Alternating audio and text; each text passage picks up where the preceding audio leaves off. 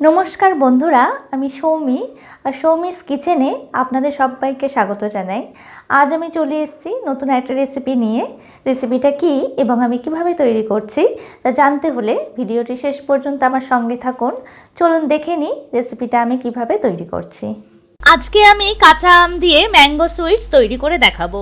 এই mango sweets বা আম সন্দেশ খেতে কিন্তু ভীষণই ভালো হয়, আর এটা তৈরি করাও খুবই সহজ। একদম কম উপকরণ দিয়ে তৈরি করে নেওয়া যায়। যখন মিষ্টি খেতে ইচ্ছে করবে তখন এই রেসিপিটা ঝটপট বাড়িতে তৈরি করে নিতে পারেন। তাহলে চলুন দেখে নিই রেসিপিটা আমি কিভাবে তৈরি করছি। ম্যাঙ্গো সুইটস বানাবার জন্য এখানে একটা কাঁচা আম নিয়েছি। আমের খোসাটা একটা পিলার দিয়ে প্রথমে ছাড়িয়ে নেব।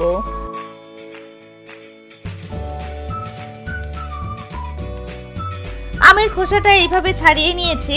এখন একটা ছুরি দিয়ে আমটা কেটে নেব। প্রথমে আমটা মাঝখান দিয়ে কেটে নিলাম। এবার আমের বীজটা মাঝখান থেকে বাদ দিয়ে এইভাবে স্লাইস করে কেটে নেব। আমগুলো স্লাইস করে কেটে নিয়েছি, এবার সিদ্ধ করে নেব। এখন একটা কড়াইতে বেশ কিছুটা জল নিয়েছি। জলটা ফুটতে শুরু করেছে। এখন এর মধ্যে স্লাইস করে রাখা আমগুলো দিয়ে দিলাম। এবার 3-4 মিনিট সময় ধরে আমটা সিদ্ধ করে নেব। আমটা 3-4 মিনিট সময় ধরে সিদ্ধ করে নিয়েছি। এবার আমটা একটা ছাঁকনিতে ছেঁকে নেব। এখানে একটা ছাঁকনি নিয়েছি, এর মধ্যে আমটা ছেঁকে নিলাম। এখন এই আমটা হাত দিয়ে স্ম্যাশ করে পাল্প তৈরি করে নেব, আর আম সিদ্ধ করা জলটাও ব্যবহার করব। এখন আমি আমের পাল্পটা তৈরি করে নিয়েছি, আর আম সিদ্ধ করা জলটাও একটা বোলের মধ্যে ঢেলে রেখেছি। এই জলটা ছানা তৈরি করার সময় ব্যবহার করব। এবার চলে যাব পরের স্টেপে। এখানে একটা কড়াইতে 1 লিটার ফুল ফ্যাট মিল্ক নিয়েছি। দুধটা প্রথমে ফুটিয়ে নেব। দুধটা ফুটতে শুরু করেছে, দুধটা ভালোভাবে জাল হয়ে গেছে। এখন আমি আম সিদ্ধ করা জলটা দিয়ে দিলাম। এইভাবে অল্প অল্প করে আমের জলটা দিয়ে ছানাটা তৈরি করে নেব। এই সময় আমি গ্যাসের ফ্লেমটা লোতে করে দিয়েছি। এখন অল্প অল্প করে জলটা দিয়ে এইভাবে হাতা দিয়ে একটু ভালোভাবে নাড়তে হবে। দেখুন খুব সুন্দর ছানাটা তৈরি হয়েছে। এখন গ্যাসের ফ্লেমটা অফ করে ছানাটা একটা ছাঁকনিতে ছেঁকে নেব। এখানে একটা ছাঁকনি নিয়েছি, এর মধ্যে ছানাটা ঢেলে জলটা ঝরিয়ে নেব। এবার একটা স্পুন দিয়ে চেপে চেপে ছানার জলটা ভালোভাবে ঝরিয়ে নেব। ছানার জলটা খুব ভালোভাবে ঝরিয়ে নিতে হবে, না হলে কিন্তু মিষ্টিটা ভালো তৈরি হবে না। ছানাটা ভালোভাবে জল ঝরিয়ে নিয়েছি। এবার ছানাটা একটা প্লেটে ঢেলে স্ম্যাশ করে নেব। এখানে একটা প্লেটে জল ঝরানো ছানাটা নিয়ে নিলাম। এবার হাত দিয়ে ভালোভাবে স্ম্যাশ করে নিতে হবে। হাতের তালুর সাহায্যে এইভাবে খুব ভালোভাবে স্ম্যাশ করে নেব, যাতে ছানার মধ্যে কোনো লাম্পস না থাকে। দেখুন ছানাটা স্মুথ হয়ে গেছে, আর প্লেটের থেকেও ছাড়িয়ে আসছে। ছানার টেক্সচারটা ঠিক এইরকম হবে, একদম মিহি টেক্সচার তৈরি করতে হবে। ছানাটা একটা ডোয়ের মতো তৈরি করে নিয়েছি। এবার মিষ্টিটা তৈরি করে নেব। এখানে একটা কড়াই নিয়েছি, এর মধ্যে ছানাটা দিয়ে দিলাম। এবার একটা খুন্তি দিয়ে ভালোভাবে মিশিয়ে নিলাম। এখন এর মধ্যে হাফ কাপ চিনি দিয়ে দিলাম। এবার চিনিটা ছানার সাথে ভালোভাবে মিশিয়ে মেল্ট করে নিতে হবে। চিনিটা মেল্ট হয়ে গেছে। এবার এর মধ্যে 1 টিস্পুন আমের পাল্প দিয়ে দিলাম। এবার ভালোভাবে ছানার সাথে মিশিয়ে নিলাম। এবার এর মধ্যে বাইন্ডিং এর জন্য 1 টিস্পুন কর্নফ্লাওয়ার দিয়ে দিলাম। এখন আবারও ভালোভাবে মিশিয়ে নিলাম। এবার এর মধ্যে সামান্য গ্রিন ফুড কালার দিয়ে দিলাম। প্রথমে 2 ফোঁটা গ্রিন কালার দিয়ে দিলাম।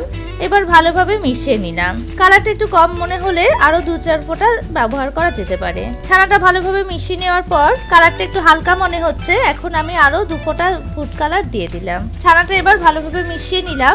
এবার একটা হাতা দিয়ে ভালোভাবে চেপে চেপে ছানাটা মিশিয়ে নেব। ছানাটা ভালোভাবে স্মুথ হয়ে যাবে, ছানার মধ্যে কোনো লাম্পস থাকবে না। এবার ছানাটা ভালোভাবে নেড়ে চেড়ে পাক দিয়ে নিতে হবে।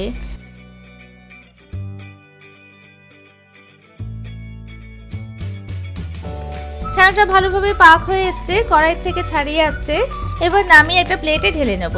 এখানে একটা প্লেট নিয়েছি, এর মধ্যে পুরটা ঢেলে দিলাম। এবার একটা স্পুন দিয়ে একটু ছড়িয়ে দিলাম, যাতে একটু ঠান্ডা হয়ে যায়। পুরটা ঠান্ডা হয়ে গেছে। এবার হাতে সামান্য ঘি মাখিয়ে নিয়ে কিছুটা পুর হাতে নিয়ে এইভাবে একটু গোল করে নিলাম। এবার ম্যাঙ্গোর মতো শেপ করে তৈরি করে নেব। দেখুন কি সুন্দর ম্যাঙ্গো শেপে ম্যাঙ্গো মিষ্টি তৈরি হয়ে গেল। এবার একটা আমের বোটা বা ডান্টি এইভাবে দিয়ে দিলাম। একটা ম্যাঙ্গো মিষ্টি বা আম সন্দেশ তৈরি করে নিলাম। আরো একটা মিষ্টি তৈরি করে দেখিয়ে দিচ্ছি। আবারও কিছুটা ডো হাতে নিয়ে প্রথমে গোল করে নিলাম। এবার ম্যাঙ্গো শেপ করে মিষ্টিটা তৈরি করে নিলাম। এবার একটা আমের বোটা উপর দিয়ে দিয়ে দিলাম। তৈরি হয়ে গেল আরো একটা ম্যাঙ্গো মিষ্টি। এইভাবে বাকি মিষ্টিগুলো আমি তৈরি করে নেব। আপনারাও এইভাবে খুব সহজে ম্যাঙ্গো মিষ্টি বা আম সন্দেশ তৈরি করে নিতে পারেন।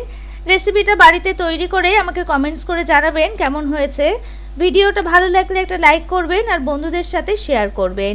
আর আমার চ্যানেলে নতুন বন্ধু হয়ে থাকলে চ্যানেলটিকে প্লিজ সাবস্ক্রাইব করে নেবেন আর পাশে থাকা বেল আইকনটা অবশ্যই প্রেস করে নেবেন, যাতে আমি চ্যানেলে নতুন ভিডিও আপলোড করার সাথে সাথে নোটিফিকেশন সবার আগে আপনাদের কাছে পৌঁছে যায়। আজ এই পর্যন্তই, পরে হাজির হয়ে যাব নতুন আরো একটা রেসিপির সাথে। ভালো থাকবেন, সুস্থ থাকবেন, ধন্যবাদ।